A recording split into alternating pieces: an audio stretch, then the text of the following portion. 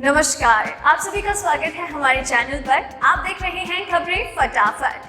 तो चलिए बिना कोई देरी किए जान लेते हैं कि आखिर देश में क्या कुछ चल रहा है। आप तो जानते ही हैं कि कोरोना वैक्सीन फिलहाल सबसे ज्यादा जरूरी और अहमियत चीज बन चुकी है पूरी दुनिया के लिए, और कोरोना से लड़ना हर एक देश लगातार जारी रखे हुए है। बात की जाए हमारे देश की, तो यहाँ पर भी कई वैक्सीन के ट्रायल चल रहे हैं और बाकी अन्य देशों की वैक्सीन को लेकर भी अनुमति की जो रफ्तार है वो जारी है। इसके अलावा प्रधानमंत्री नरेंद्र मोदी भी कई अहम फैसले ले रहे हैं और साथ ही सीमा पर तनाव और विवाद लगातार जारी ही है।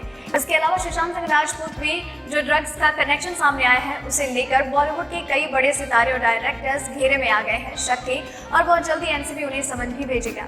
इसके अलावा भी हमारे देश में काफी चीजें घटनाएं घटित हो रही है जिनकी सही और सटीक जानकारी हम आपको आगे इस वीडियो में देंगे, लेकिन उसके लिए आपको इस वीडियो के साथ अंत तक बने रहना होगा। तो चलिए शुरुआत करते हैं सुर्खियों से। मुख्यमंत्रियों के साथ मीटिंग में बोले पीएम मोदी, छोटा लॉकडाउन लगाया जाए वरना नहीं कर पाएंगे कोरोना पर काबू। हाईकोर्ट का सख्त आदेश, कोई भी बिना मास्क लगाए बाहर दिखे तो पुलिस तुरंत करे कार्यवाही।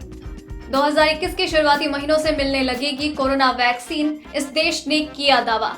अब बढ़ जाएगा रेलवे का किराया, नहीं कर पाएंगे पहले की तरह सस्ता सफर, जानिए इसका कारण। आपके राशन कार्ड को लेकर बड़ी खबर, अब अपडेट कराने के लिए चुकाने होंगे इतने रुपए। 73 साल के इतिहास में पहली बार श्रम कानून में हुआ बदलाव, अब नौकरी वालों को मिलेगी ये सभी सुविधाएं। अच्छी खबर, 9 महीने के निचले स्तर पर पहुंचा सोने का भाव, जाने आगे क्या होगा। जी हाँ दोस्तों, ऐसी और भी कई बड़ी खबरें और अपडेट्स निकल कर सामने आ रही है जिनकी सही और सटीक जानकारी हम आपको आगे इस वीडियो में देंगे, लेकिन उसके लिए आपको इस वीडियो के साथ अंत तक बने रहना होगा। तो चलिए बिना वक्त ज़ाया किए शुरुआत करते हैं खबरों का, लेकिन उससे पहले आपसे एक रिक्वेस्ट है। आपके लिए वीडियो बनाने में बड़ी मेहनत लगती है और आप हमारी इस मेहनत की कदर करते हैं, हमें प्यार, सम्मान और सपोर्ट पूरा देते हैं। बस अपना ये प्यार और सपोर्ट हमारे साथ बरकरार रखिए, क्योंकि आपका यही प्यार और सपोर्ट हमें मोटिवेट करता है और ज़्यादा काम करने के लिए। बस इसीलिए हमें मोटिवेट करने के लिए एक लाइक ज़रूर कीजिएगा और विचार नीचे कमेंट सेक्शन में ज़रूर शेयर कीजिएगा। तो चलिए, और आपके इसी प्यार और सपोर्ट के लिए हम आपका तहे दिल से शुक्रिया अदा करते हैं। तो चलिए जान लेते हैं खबरों के बारे में।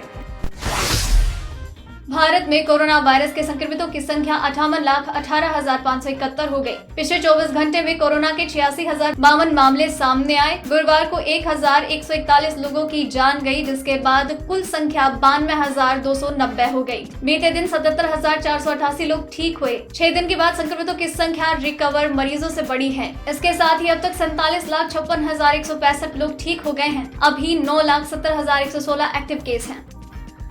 चलिए बढ़ते हैं अब अगली खबर की ओर।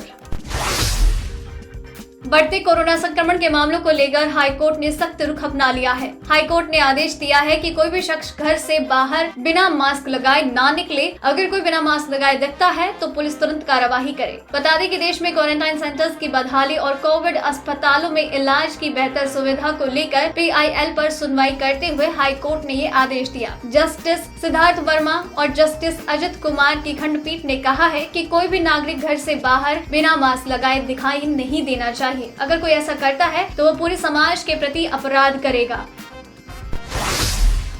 सीमा विवाद हल करने के लिए भारत और चीन वरिष्ठ कमांडर्स की अगली बैठक के लिए सहमत हो गए हैं। विदेश मंत्रालय ने गुरुवार को बताया कि दोनों देश के सैन्य अधिकारियों की बैठक जल्द हो सकती है। विदेश मंत्रालय के प्रवक्ता अनुराग श्रीवास्तव ने एक ब्रीफिंग में कहा, दोनों देशों ने शांति बहाली के लिए बातचीत जारी रखने का फैसला किया। दोनों पक्षों के वरिष्ठ कमांडर्स की अगली बैठक जल्द से जल्द कराने की सहमति बनी है। इसके साथ ही परामर्श और समन्वय के लिए कार्यतंत्र की अगली बैठक भी जल्द होने की संभावना है।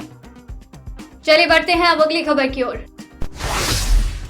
वैश्विक महामारी कोरोना वायरस को लेकर पीएम मोदी ने बुधवार को हाई लेवल मीटिंग की। उन्होंने महाराष्ट्र, आंध्र प्रदेश, कर्नाटक समेत 7 राज्यों और केंद्र शासित प्रदेशों के मुख्यमंत्रियों एवं स्वास्थ्य मंत्रियों के साथ बातचीत की। इस बैठक में उन राज्यों को शामिल किया गया है जो कोरोना वायरस से सबसे ज्यादा प्रभावित है। इस बैठक में पीएम मोदी ने माइक्रो लॉकडाउन पर जोर देने की बात कही। माइक्रो लॉकडाउन यानी पूरे देश का लॉकडाउन नहीं, बल्कि सिर्फ देश के कुछ हिस्सों का लॉकडाउन, जैसे किसी राज्य या जिले में। साथ ही पीएम ने राज्यों को कोरोना की जंग में तेजी लाने की सलाह दी और साथ ही माइक्रो लॉकडाउन लगाकर अपने राज्य में कोरोना की लहर को कम करने के आदेश दिए।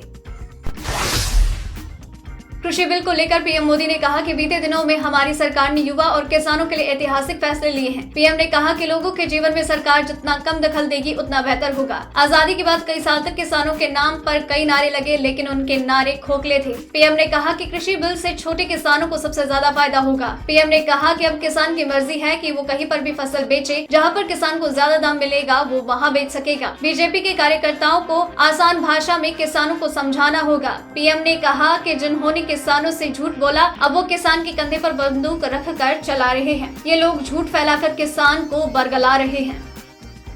चलिए बढ़ते हैं अब अगली खबर की ओर। जल्दी रेलवे में सफर करने का किराया बढ़ने वाला है। एक रिपोर्ट के अनुसार रेलवे बोर्ड के चेयरमैन वी.के. यादव ने कहा है कि निजी कंपनियों को ये आजादी रहेगी कि वो अपने हिसाब से यात्रियों से किराया वसूल कर पाएंगे। जिस रूट पर बस और विमान सेवा पहले से ही है तो वहाँ पर ध्यान रखना होगा कि किराया ज्यादा ना हो। इसके अलावा इस किराए पर सरकार पर किसी तरह का दखल नहीं होगा। ऐसे ही नियम फ्लाइट्स में भी रहते हैं जहाँ कंपनियां अपने हिसाब से किराया वसूलती है। एक रिपोर्ट के अनुसार 2.5 करोड़ से ज्यादा लोग रोजाना ट्रेन से यात्रा करते हैं। रेलवे में यात्रा आरामदायक तो है ही, साथ ही काफी सस्ती भी। देश का गरीब तबका इस पर ज्यादा निर्भर है। ऐसे में लोगों को डर है कि अगर प्राइवेट कंपनीज ने अपनी मनमानी शुरू की तो किराया बहुत ज्यादा महंगा हो जाएगा। चलिए बढ़ते हैं अब अगली खबर की ओर। पूरी दुनिया में कोरोना वायरस संक्रमण के मामलों में तेजी से इजाफा हो रहा है। इसी बीच एक चीनी दवा कंपनी ने कहा है कि कोरोना वायरस वैक्सीन 2021 तक अमेरिका सहित दुनिया भर में वितरण के लिए तैयार होगी। सिनोवैक के सीईओ यिनवेई दांग ने संयुक्त राज्य अमेरिका में कोरोना वैक को बेचने के लिए अमेरिका के खाद्य और औषधि विभाग से आवेदन किया है। वैक्सीन का मनुष्यों में परीक्षण का तीसरा और अंतिम दौर चल रहा है। यिन ने कहा कि उन्होंने व्यक्तिगत रूप से खुद प्रायोगिक टीका लिया है। सिनोवैक सरकार के स्वामित्व वाली सिनोफार्म के साथ चीन के शेष 4 वैक्सीन विकसित करने वाली कंपनियों में से एक है।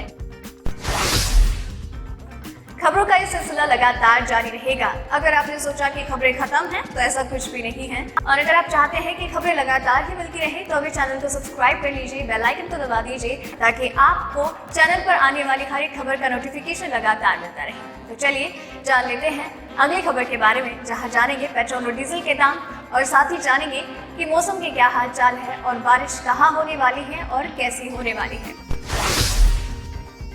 जून महीने में मानसून की दस्तक के बाद अब भारतीय मौसम विभाग ने मानसून की वापसी के आसार जताए हैं। मौसम विभाग की ओर से बताया गया है कि 28 सितंबर तक मानसून की उम्मीद की जा सकती है। वहीं बीते 24 घंटे में मुंबई के साथ ही देश के कई हिस्सों में मूसलाधार बारिश देखने को मिली। मौसम विभाग की ओर से कहा गया है कि राष्ट्रीय राजधानी दिल्ली में बादल छाए रहेंगे। वहीं दिल्ली में बारिश की संभावना बेहद कम है। इसी के साथ ही बिहार, झारखंड, उत्तर प्रदेश और पूर्वोत्तर राज्यों में भी व्यापक वर्षा की संभावना है। मौसम विभाग के अनुसार ओडिशा, छत्तीसगढ़ में वर्षा की कमी देखी जा सकती है। मौसम विभाग की ओर से जानकारी दी गई है कि इस साल सितंबर के महीने में दिल्ली के अंदर 21 मिलीमीटर तक की बारिश दर्ज की गई है, जो बीते 16 सालों में इस महीने हुई सबसे कम बारिश का आंकड़ा है। सरकारी तेल कंपनियों ने आज पेट्रोल की कीमत में कोई बदलाव नहीं किया, लेकिन डीजल के दाम जरूर घट गए हैं। दिल्ली में आज पेट्रोल के भाव 81.06 रुपए और डीजल 18 पैसे घटकर 71.10 रुपए। मुंबई में पेट्रोल 87.74 रुपए, डीजल 20 पैसे घटकर 77.53 रुपए। कोलकाता में पेट्रोल 82.59 रुपए और डीजल 74.62 रुपए प्रति लीटर है। चेन्नई में पेट्रोल 84.14 और डीजल के दाम 17 पैसे घटकर 76.55 रुपए प्रति लीटर है। जम्मू कश्मीर के अनंतनाग जिले में शुक्रवार को सुरक्षा बलों ने 2 आतंकियों को मार गिराया। अभी इलाके में सर्च ऑपरेशन जारी है। इसके साथ ही आसपास के इलाकों की घेराबंदी की गई है। मुठभेड़ की शुरुआत गुरुवार शाम को हुई। इस दौरान आतंकवादियों और सुरक्षा बलों के बीच भारी गोलाबारी हुई। गुरुवार शाम को सुरक्षा बलों ने आतंकवादियों की उपस्थिति की खुफिया जानकारी के आधार पर सर्च ऑपरेशन शुरू किया और अनंतनाग के सिरहामा क्षेत्र के चारों ओर घेरना शुरू कर दिया, जिसके बाद दोनों तरफ से गोलाबारी शुरू हुई। चलिए बढ़ते हैं अगली खबर की ओर। स्पोर्ट गोल्ड की कीमतों में गुरुवार को गिरावट देखने को मिली। फेस्टिव सीजन से ठीक पहले महामारी के चलते वैश्विक अर्थव्यवस्था में अनिश्चितता और बढ़ती बेरोजगारी से पीली धातु के दाम में कमी मिली। मल्टी कमोडिटी एक्सचेंज पर गुरुवार को सोना 613 रुपए प्रति 10 ग्राम सस्ता होकर 49,638 रुपए के स्तर पर आ गया। दुनिया भर में सोने के मामले में भारत दूसरे स्थान पर है। सोने की सबसे ज्यादा खबर चीन में होती है। कायदा बाजार में अक्टूबर के लिए सोने के भाव में गिरावट दर्ज की गई। ये 0.45% लुढ़क कर 49,293 रुपए प्रति 10 ग्राम पर आ गया है। बीते 4 दिन में सोने के दाम में करीब 2,500 रुपए प्रति 10 ग्राम की कमी आई है। केंद्र सरकार पूरे देश में one nation one ration card योजना लागू करने की दिशा में लगातार प्रयासरत है। देश में इस समय 26 राज्यों और केंद्र शासित प्रदेशों में ये योजना लागू हो चुकी है। इस प्रक्रिया में लोगों को राशन कार्ड को आधार से लिंक कराने के लिए कहा जा रहा है। अगर आपने राशन कार्ड को आधार से लिंक नहीं कराया है तो आपको आगे परेशानी भी हो सकती है। इसके लिए अब देश की कई राज्यों में राशन पोर्टेबिलिटी सुविधा का लाभ लेने के लिए बैंकों के भी चक्कर काटने पड़ रहे हैं। उत्तराखंड सरकार ने राशन कार्ड में नाम, पता या उम्र में बदलाव के लिए बैंक से 25 रुपए का ड्राफ्ट बनवाना अनिवार्य कर दिया है। चलिए बढ़ते हैं अब अगली खबर की ओर।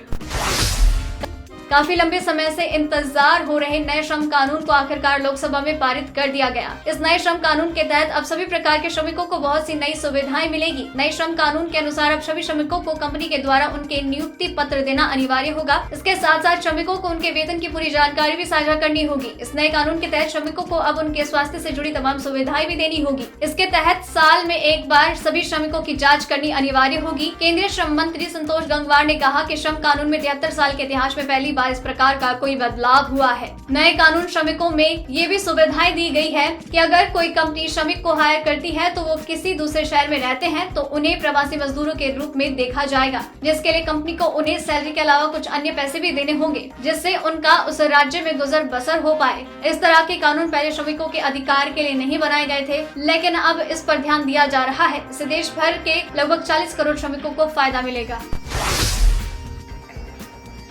तो दोस्तों, आज के इस वीडियो में बस इतना ही। खबरों का ये सिलसिला लगातार जारी रहेगा, उसके लिए आप चैनल के साथ बनी रहिए। चैनल को सब्सक्राइब कर लीजिए, बेल आइकन को जरूर दबाइएगा ताकि खबरें आप तक लगातार पहुंचती रहें और आपको नोटिफिकेशन इस बारे में पता चलता रहे।